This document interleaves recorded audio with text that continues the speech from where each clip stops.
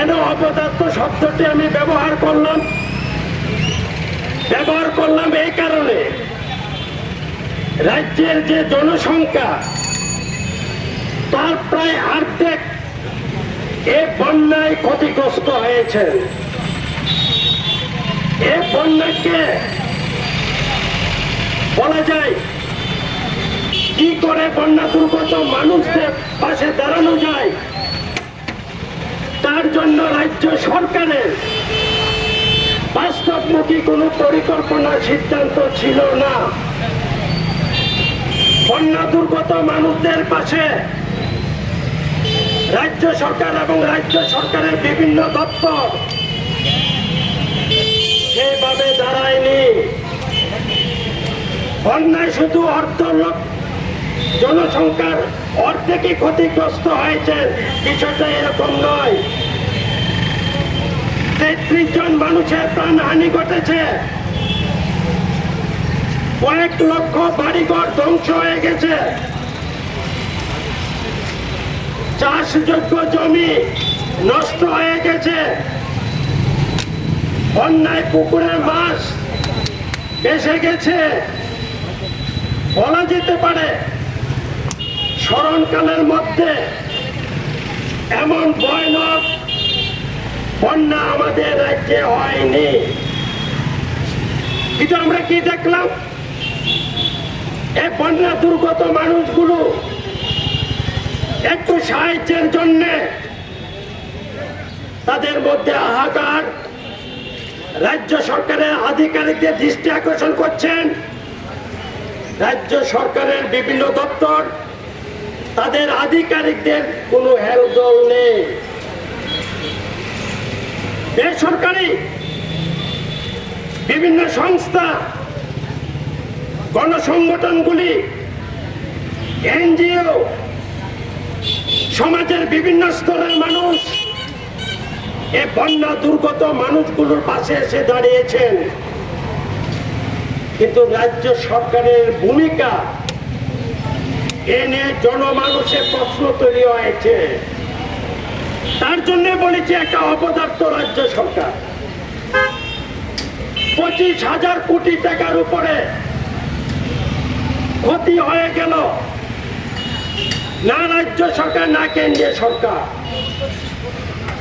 এই বিষয় নিয়ে কোন সদর্থক ভূমিকা পালন করছেন। কেন্দ্রীয় সরকারের বিভিন্ন দপ্তরের যারা আধিকারিক মন্ত্রীরা রয়েছেন, আমরা আশা করেছিলাম এই রাজ্যের মানুষ তারা পরিদর্শন করে পর্যাপ্ত পরিমাণে সাহায্যের হাত প্রসারিত করবেন। কেন্দ্রীয় সরকারও সেই ভূমিকা পালন করতে পারেনি, ব্যর্থ হয়েছে। আমরা ভেবেছিলাম রাজ্যের মানুষ ডবল ইঞ্জিনের সরকার, আর চিন্তা করতে হবে না, বন্যা দুর্গত মানুষগুলোর পাশে তারা দারুণভাবে দাঁড়াবেন এবং সব দিক থেকে তারা সাহায্য করবেন। কিন্তু এই সম্পর্কে রাজ্যবাসী তারা প্রত্যক্ষ করেছেন, না কেন্দ্রীয় সরকার না রাজ্য সরকার সে ধরনের ভূমিকা তারা পালন করছে না।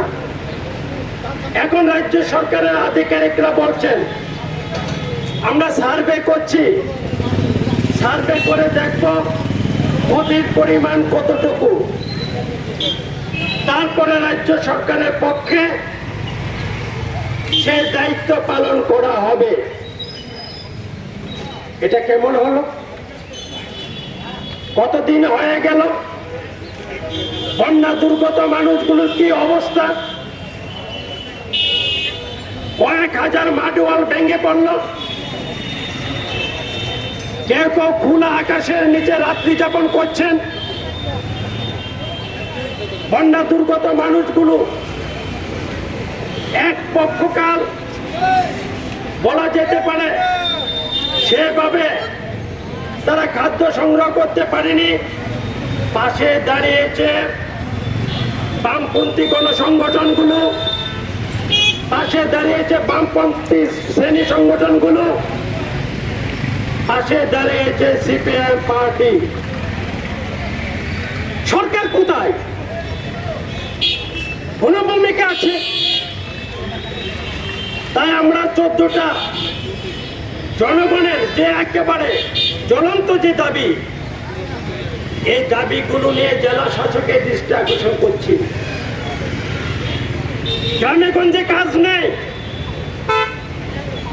ত্রিপুরাতে এখন বছরে লাগার কাজ 27-28 দিনে বেশি হয় না। প্রতিটা অর্থ বছর আমরা দেখেছি সেখানে রেগার যে বাজেট বরাদ্দ এটা কমিয়ে দেওয়া হচ্ছে। কেন্দ্রীয় সরকার সেভাবে টাকা দিচ্ছেন না, শ্রম দিবস সৃষ্টি করা যাচ্ছে না। কুয়েপের ক্ষেত্রে একই অবস্থা। আগরতলা শহরের প্রায় 59টি স্লাম এরিয়া, বস্তি অঞ্চল, শহরতলিতে সীমান্তবর্তী এলাকাগুলো ব্যাপক বন্যায় ক্ষতিগ্রস্ত হয়েছে। আগরতলা মিউনিসিপাল কর্পোরেশন, তাদেরও সে ভূমিকাটা দেখছি না আমরা।